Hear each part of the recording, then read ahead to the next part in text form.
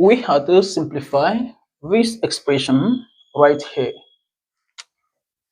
I bring the question down here, 17 divided by 67 multiplied by 57 plus 19 divided by 67 multiplied by 16. First, you may think of a common number to factor out here, but there is nothing as such. Then here 57 can be expressed as a product of 3 and 19. Then as such, there will be a relationship between this and this.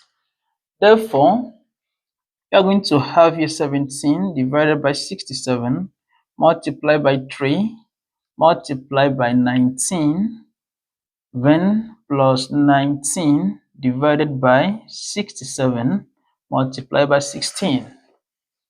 Here, there is nothing wrong if you bring 19 down here and take 17 back here. In that case, the expression becomes 19 divided by 67 multiplied by 3 multiplied by 17 plus 19 divided by 67 multiplied by 16. Here now, you can see that we have 19 over 67 and 19 over 67 here, and as such, they are common.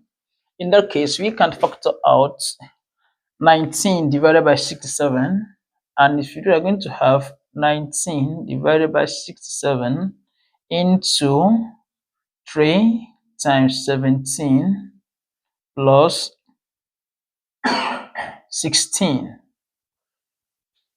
When we simplify this further, you are going to have 19 divided by 67 multiplied by 3 times 17, that gives us 51 plus 16. Then we have 19 over 67 multiplied by 51 times 16, that gives us 67. Then in that case, 67 eliminates 67, and we have 19, and this is the final answer. Don't forget to subscribe to my YouTube channel for more math solutions. See you in the next video.